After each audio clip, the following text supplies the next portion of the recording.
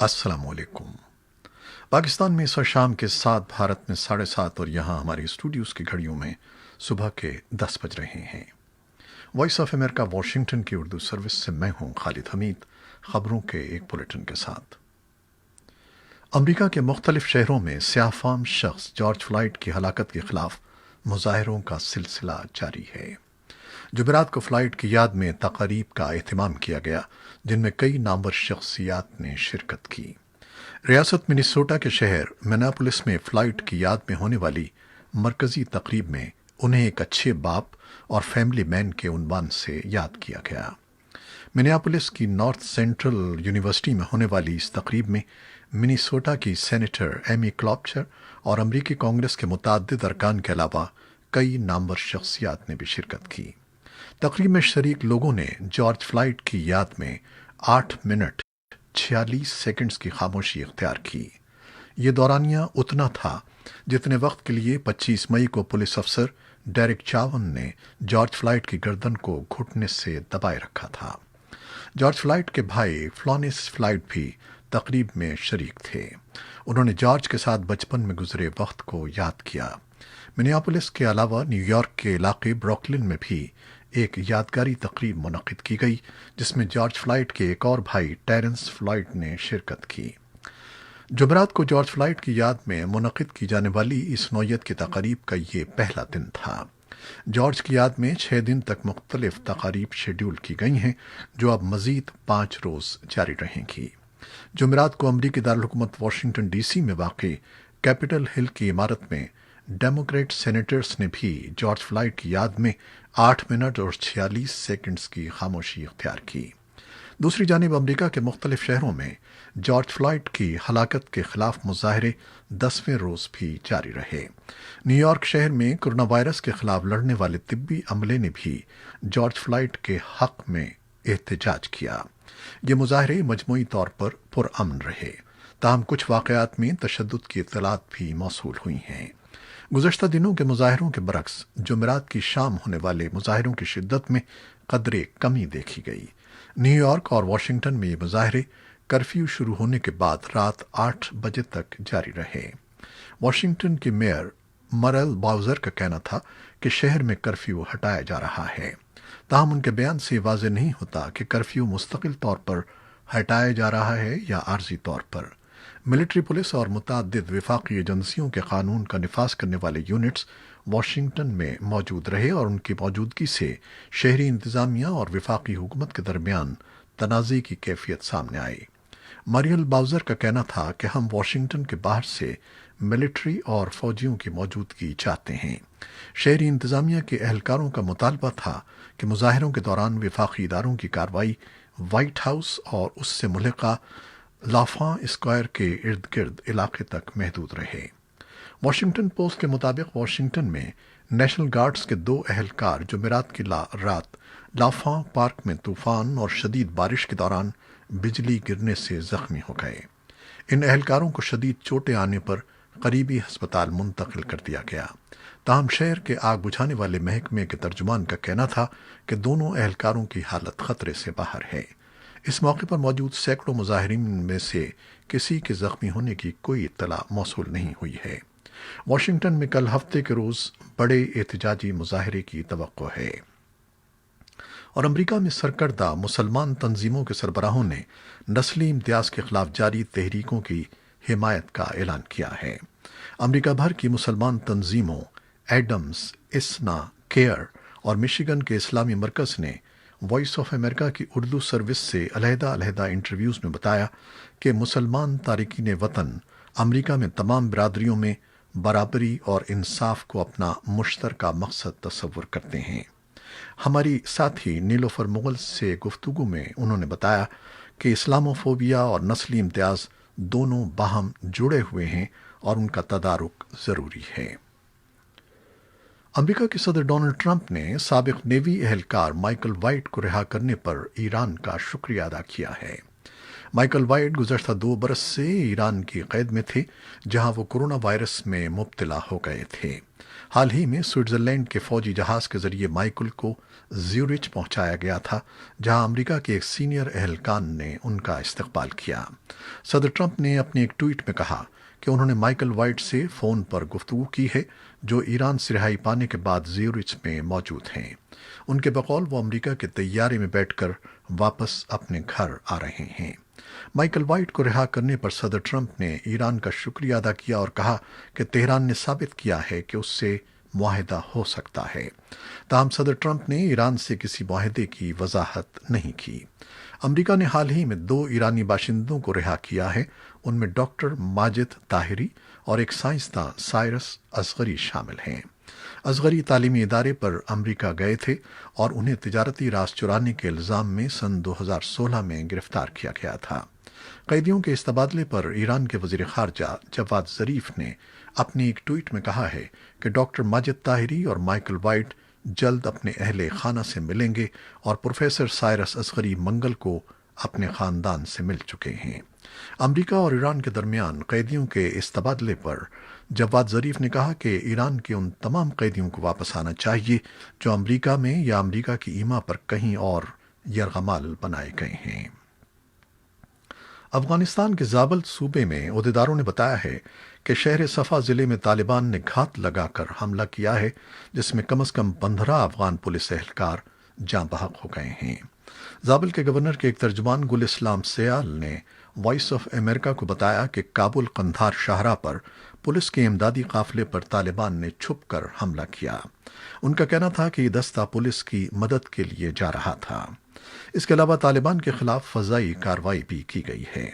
ذرائع نے بتایا کہ 12 طالبان جنگجو بھی لڑائی میں ہلاک ہوئے ہیں۔ طالبان نے اس حملے پر کوئی تبصرہ نہیں کیا ہے۔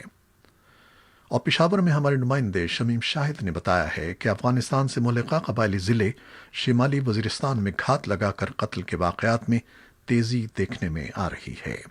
گھات لگا کر قتل کے تازہ ترین واقعے میں یونیورسٹی آف لاہور کے ایک طالب علم کو میر علی قصبے کے نواحی گاؤں میں نامعلوم افراد نے گولیاں مار کر قتل کر دیا۔ ایک روز قبل اس پنوام تحصیل میں ایک سرکردہ قبائلی رہنما کو بھی نامعلوم افراد نے قتل کر دیا تھا۔ شمالی وزیرستان کے علاوہ دیگر قبائلی علاقوں میں بھی تشدد، دہشت گردی اور گھات لگا کر قتل کی وارداتیں تواتر سے ہو رہی ہیں، جبکہ جنوبی وزیرستان میں امن کمیٹی کو دیے گئے اختیارات سے سیاسی جماعتوں کے کارکن خفا دکھائی دیتے ہیں۔ پاکستان میں 24 گھنٹوں میں کورونا وائرس کے مزید 68 مریض چل بسے ہیں، جس کے بعد کل اموات 1838 ہو گئی ہیں۔ پاکستان میں مریضوں کی تعداد 86,657 تک پہنچ گئی ہے، جن میں سے 31,000 سے زیادہ صحت یاب ہو چکے ہیں۔ لاہور کے پبلک پارکس کو آج سے عوام کے لیے کھول دیا گیا ہے۔ بھارت میں کورونا کے مثبت کیسز کی تعداد میں مسلسل اضافہ ہو رہا ہے۔ سرکاری اعداد و شمار کے مطابق بھارت میں 2,26,770 افراد میں کورونا وائرس کی تشخیص ہو چکی ہے، جبکہ اس وبا سے ہلاکتوں کی تعداد 6,348 تک پہنچ گئی ہے۔ سعودی عرب کے تمام مساجد میں آج سے جمعے کے اجتماعات ہوئے۔ دنیا بھر میں 65 لاکھ سے زائد کیسز اور 3,85,000 سے زائد اموات ہو چکی ہیں۔ پاکستان کی وزارت خارجہ کے دفتر نے بتایا ہے کہ کورونا وائرس کے باعث لاک ڈاؤن کے دوران 51,000 پاکستانیوں کو وطن واپس لایا گیا ہے، جبکہ 92,000 سے زیادہ ابھی بھی واپسی کے منتظر ہیں۔ کورونا وائرس پھیلنے کے بعد سے بیرون ممالک میں 339 پاکستانی وفات پا چکے ہیں۔ ان میں سے 55 افراد خلیجی ممالک بشمول سعودی عرب اور متحدہ عرب امارات میں فوت ہوئے ہیں۔ پاکستان میں سینٹ اجلاس کے دوران حکومت کی طرف سے بتایا گیا ہے کہ کورونا وائرس کے بعد پیدا ہونے والے بحران کی وجہ سے ملک میں 30 لاکھ افراد بے روزگار ہو سکتے ہیں۔ اسلام آباد سے ہمارے نمائندے عاصم علی رانا نے بتایا ہے کہ ان میں سے 10 لاکھ صنعتی شعبے اور 20 لاکھ افراد خدمات کے شعبے سے منسلک ہیں، جن کی ملازمتیں ختم ہونے کا خدشہ ہے۔ سینٹ کے اجلاس میں اسٹیل ملز سے ملازمین کو نکالنے کے معاملے پر بھی بھرپور احتجاج کیا گیا۔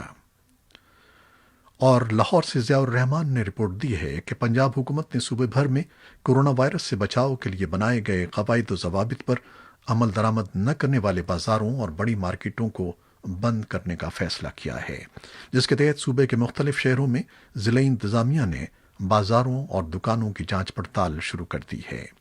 دوسری جانب دکاندار حضرات کہتے ہیں کہ حکومت پہلی مرتبہ دکانیں سیل نہ کرے بلکہ انہیں ایک موقع اور دے۔ اور کراچی سے محمد ثاقب کی رپورٹ میں بتایا گیا ہے کہ ایک تحقیقی ادارے کی جائزہ رپورٹ میں کہا گیا ہے کہ پاکستان میں تھر پارکر میں کوئلے سے بجلی پیدا کیے جانے کے نئے پلانٹس ملک میں فضائی آلودگی میں اضافے کا باعث بنیں گے، جس سے قریبی آبادیوں میں سانس کے امراض بڑھنے سے آنے والے سالوں میں ہزاروں ہلاکتیں رونما ہو سکتی ہیں۔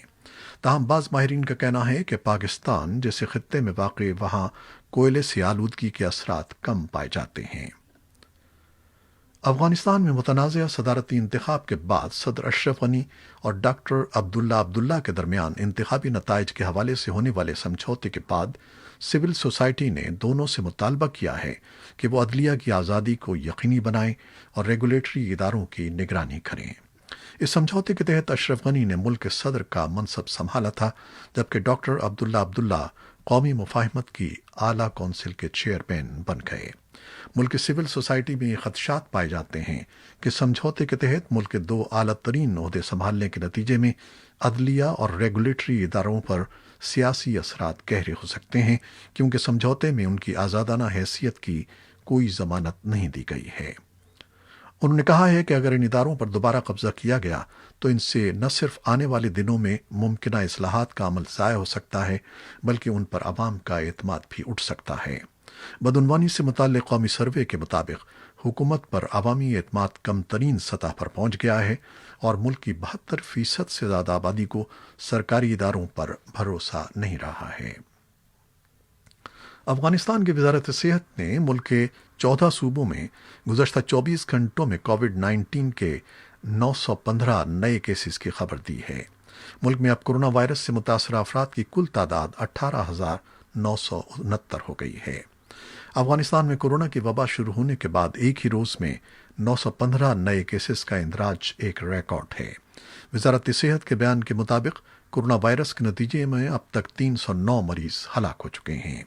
اسی دوران رپورٹرز سین فرنٹیئرز یعنی RSF نے جمعرات کو اپنی ایک رپورٹ میں بتایا ہے کہ افغانستان میں گزشتہ ہفتے ایک افغان صحافی اور ایک میڈیا ورکر کورونا وائرس سے جاں بحق ہو گئے ہیں۔ RSF کا کہنا ہے کہ افغانستان میں کورونا وائرس کی وبا شروع ہونے کے بعد سے اب تک کم از کم 70 افغان صحافی اور میڈیا ورکرز وائرس سے متاثر ہو چکے ہیں۔ اور نئی دہلی سے سہیل انجم نے رپورٹ دی ہے کہ اس وقت اگرچہ بھارت میں کورونا کے مثبت کیسز میں یومیہ ریکارڈ اضافہ ہو رہا ہے، حکومت نے 8 جون سے تمام مذاہب کی عبادت گاہوں، دفاتر، مالز، ہوٹلز اور ریستوران کو کھولنے کی اجازت دے دی ہے۔ لیکن ان مقامات پر اب پہلے کی مانند بھیڑ بھاڑ نہیں ہوگی، بلکہ سینیٹائزرز، ماسک اور سماجی فاصلہ نیا معمول ہوگا۔ تاہم ان علاقوں میں جن میں کورونا کے زیادہ کیسز پائے جانے کی وجہ سے سیل کر دیا گیا ہے، اس کی اجازت نہیں ہوگی۔ وزارت صحت نے اس سلسلے میں SOPs یا رہنما ہدایات جاری کر دی ہیں۔ اس اعلان کے بعد تمام مذاہب کی عبادت گاہوں کے ذمہ داروں کی جانب سے خصوصی انتظامات کیے جا رہے ہیں۔ گیوی ویکسین الائنس نے کہا ہے کہ عطیہ دینے والے ملکوں، اداروں اور فلاحی تنظیموں نے سن 2025 تک غریب ملکوں کے عوام کو ویکسین فراہم کرنے کے لیے اسے مجموعی طور پر 8 ارب 80 کروڑ ڈالر دینے کے وعدے کیے ہیں۔ یہ وعدے لندن میں منعقدہ اجلاس میں کیے گئے، جس کے لیے منتظمین نے 7 ارب 40 کروڑ ڈالر کا ہدف مقرر کیا تھا۔ ان رقوم سے دنیا کے غریب ترین ملکوں میں مزید 30 کروڑ بچوں کو خسرہ، پولیو اور خناق سے بچاؤ کی ویکسینز دینے میں مدد ملے گی۔ ویکسین اتحاد نے جمعرات کو یہ بھی بتایا کہ اس نے کرونا وائرس کی ممکنہ ویکسین کے لیے ابتدائی طور پر 26 کروڑ 70 لاکھ ڈالر جمع کیے ہیں۔ اس غرض سے اس کا ہدف 2 ارب ڈالر ہے۔ یہ رقم پیشگی ادا کرنے سے ممکنہ ویکسین کی لاکھوں خوراکیں سستی مل سکیں گی۔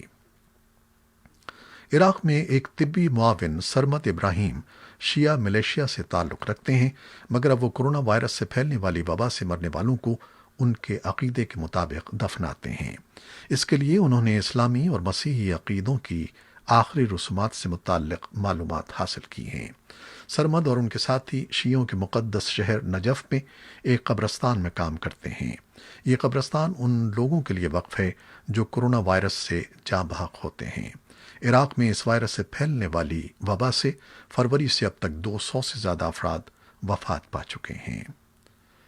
امریکہ بھر میں کرونا وائرس کا طوفان ابھی تھما بھی نہیں تھا کہ ایک سیاہ فام شخص کی پولیس کی تحویل میں موت کے نتیجے میں وسیع مظاہروں نے ملک کو اپنی لپیٹ میں لے لیا۔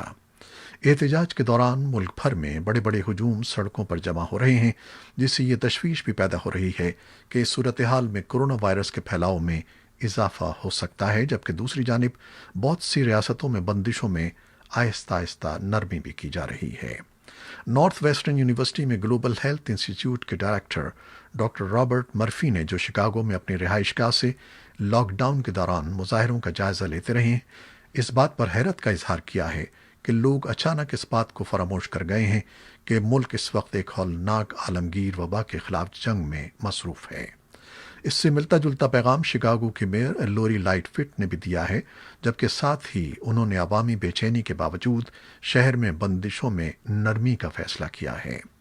وائس آف امریکہ کے نامہ نگار کین فاراباہ نے شکاگو سے ہی اپنی رپورٹ میں میئر کے حوالے سے بتایا ہے کہ خدشات حقیقی معنوں میں موجود ہیں اور آنے والے دنوں میں بھی رہیں گے، اور اس سے بچاؤ کے لیے احتیاطی تدابیر اختیار کرنا ہوں گی۔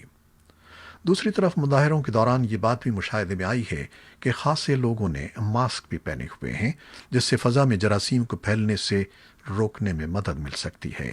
تاہم ماہرین اس جانب بھی توجہ دلاتے ہیں کہ بات جب وائرس کے پھیلاؤ کی آتی ہے تو اس کی پیشگوئی بہت دشوار ہے۔ اس منظرنامے میں خاص طور پر جب امریکہ میں کرونا وائرس کے انفیکشن میں مبتلا مریضوں کی تعداد تقریباً 20 لاکھ تک پہنچنے والی ہے، بعض امریکی یہ کہتے ہیں کہ ہمیں بہرحال یہ دیکھنا ہوگا کہ مظاہروں اور احتجاج کے حق کے استعمال میں صحت عامہ کو کیا خطرات لاحق ہو سکتے ہیں۔